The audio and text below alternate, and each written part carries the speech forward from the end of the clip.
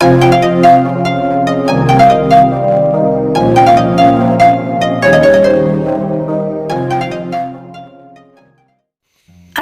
আলাইকুম এভরিওয়ান, কেমন আছেন? আরেকটা রেসিপি নিয়ে হাজির হয়ে গেলাম। আশা করছি রেসিপিটি আপনাদের কাছে ভালো লাগবে। আজকে আপনাদের সাথে শেয়ার করব চিটাগাংয়ের ঐতিহ্যবাহী কালা ভুনা। এটা চিটাগাংয়ের ঐতিহ্যবাহী হলেও বাংলাদেশের বিভিন্ন অঞ্চলে কম বেশি মানুষ এই কালা ভুনাটা পছন্দ করে থাকেন। আর কালা ভুনা নামটা শুনলেই মনে হয় মাংসটা অনেক কালো হবে। হ্যাঁ, মাংসটা কালো হবে, কিন্তু মাংসের ভিতরে সফটনেস আর জুসি থাকবে।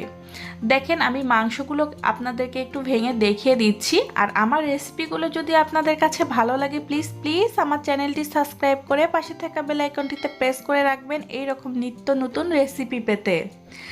দেখতেই পাচ্ছেন মাংসের ভিতরটা কতটা জুসি আর সফটনেস। তো চলুন মূল উপকরণে চলে যাই। প্রথমে একটা প্যান নিয়ে নিয়েছি, আর আমি আগে থেকে এখানে 2 কেজি পরিমাণ গরুর মাংস ধুয়ে রেখে দিয়েছি। এখন মাংসগুলো আমি প্যানে দিয়ে দিলাম।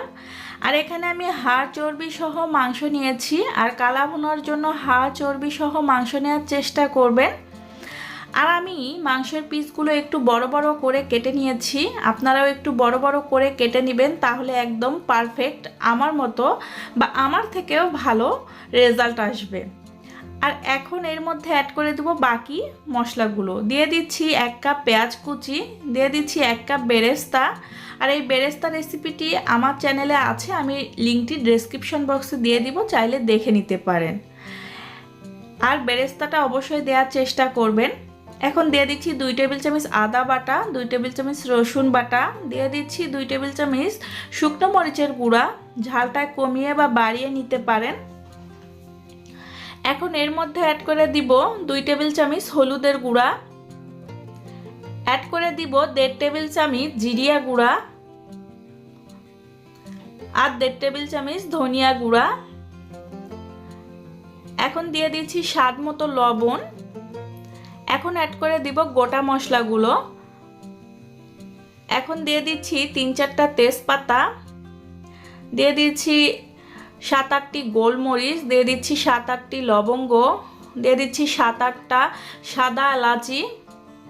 এখন দিয়ে দিচ্ছি 2টা স্টার এনিস বা তারা মৌরি, দিয়ে দিচ্ছি 3-4টা দারুচিনি, দিয়ে দিচ্ছি 3টা কালো এলাচি, আর জয়ফল আর জয়ত্রী রেখে দিলাম, আমি পরে অ্যাড করে দিব। দিয়ে দিচ্ছি 1 টেবিল চামচ রাঁধুনি, আর দিয়ে দিব 1.25 কাপ রান্নার তেল। আমি পেঁয়াজ বেরেস্তা করেছিলাম সেই তেলটাই ব্যবহার করেছি। আর রাঁধুনিটা কোনো প্যাকেটজাত মশলা না, এটা খোলা মশলা। আপনারা দোকানে যে কোনো দোকানে গিয়ে বলতে পারেন যে রাঁধুনি। এটা বিশেষ করে মাংসতে ব্যবহার করা হয়। আর একটা বিশেষত্ব, এটা কালা ভুনাতে দিলে কিন্তু ফ্লেভারটা দারুণ হয়। চিটাগাংয়ের ঐতিহ্যবাহী কালা ভুনাতে এই রাঁধুনিটা ব্যবহার করে থাকে। আমি টোটাল 2 চামচ রাঁধুনি ব্যবহার করব। এখন 1 চামচ দিয়ে দিয়েছি, আর পরে আরেক চামচ দিয়ে দেব। আর রাঁধুনিটাকে আমি কাঁচায় একটু গুঁড়ো করে নিয়েছিলাম।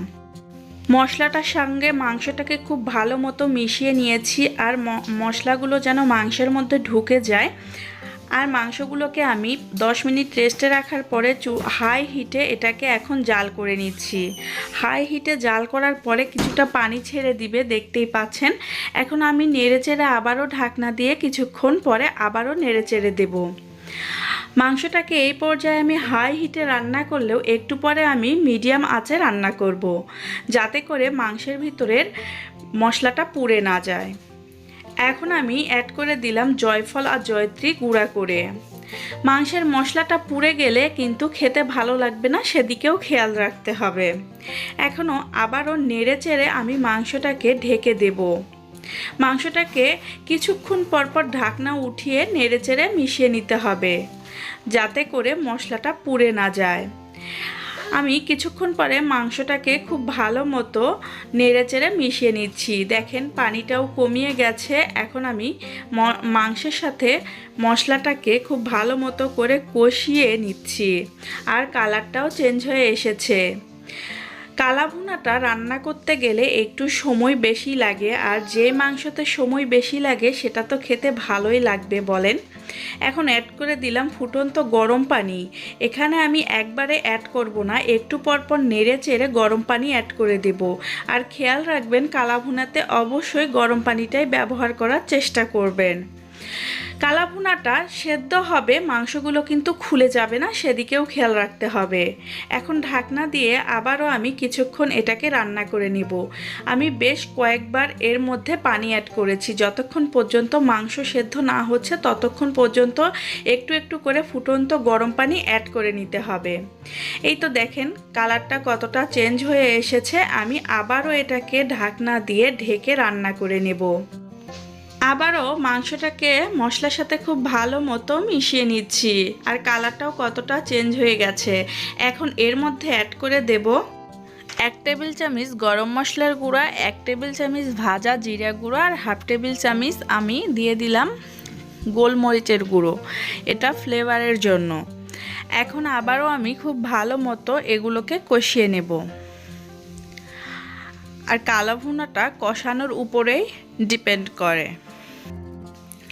এখন আমি অ্যাড করে দিব বাকি 1 টেবিল চামচ রাঁধুনি। এই রাঁধুনিটাকে দিয়ে আমি খুব ভালো মতো নেড়েচেড়ে নিয়েছি। এখন দিয়ে দিচ্ছি 1/4 কাপ সরিষার তেল, আর এই সরিষার তেল দিয়ে বাগারটা দেওয়ার চেষ্টা করবেন। দিয়ে দিচ্ছি 1/3 কাপ পেঁয়াজ কুচি। সরিষার তেল দিয়ে পেঁয়াজ কুচিটাকে খুব ভালো মতো নেড়েচেড়ে নিচ্ছি। এখন দিয়ে দিচ্ছি 3-4টা রসুনের কুচি। এখন এগুলোকে খুব ভালো মতো নেড়ে চেড়ে ভেজে নিতে হবে। এখন এর মধ্যে অ্যাড করে দিব 6-7টি শুকনো মরিচ। শুকনো মরিচটা দিয়ে এগুলোকে খুব ভালো মতো নেড়ে ব্রাউন কালার করে নেব। যেহেতু ফেনা হচ্ছে দেখা যাচ্ছে না, একটু পরপর স্প্যাচুলারে উঠিয়ে দেখে নিচ্ছি যে পেঁয়াজটার কালারটা কেমন হয়েছে। পুরো ফেলানো যাবে না, তো এটাকে আমি খুব ভালো মতো নেড়ে চেড়ে একটু ব্রাউন কালার করে আমি এই মাংসের মধ্যে ঢেলে দিব। এখন আমি 5 মিনিটের জন্য ঢাকনা দিয়ে ঢেকে দেব, যাতে ফ্লেভারটা মাংসের মধ্যে খুব ভালো মতো ঢুকে যায়। এখন আমি মাংসগুলোকে খুব ভালো মতো নেড়ে চেড়ে মিশিয়ে নিচ্ছি। খুব ভালো মতো এটাকে নেড়ে চেড়ে মিশিয়ে নেওয়ার পরে এর মধ্যে আমি অ্যাড করে দিব 1/2 কাপ কাঁচা পেঁয়াজ। পেঁয়াজটাকে দিয়ে আমি আবারও খুব ভালো মতো নেড়েচেড়ে নেব, যতক্ষণ পর্যন্ত পেঁয়াজের কাঁচা ভাবটা না চলে গেছে এবং একটু সেদ্ধ হচ্ছে। ঘরে থাকা মশলা দিয়েই খুব সহজেই কালা ভুনাটা তৈরি করে নিতে পারেন। এই যে তৈরি হয়ে গেল কালা ভুনা। তো আজকের মতো বিদায় নিচ্ছি, ভালো থাকবেন। অন্য কোনো দিন অন্য কোনো রেসিপি নিয়ে আবার আপনাদের মাঝে হাজির হয়ে যাব। আল্লাহ হাফেজ, আসসালামু আলাইকুম।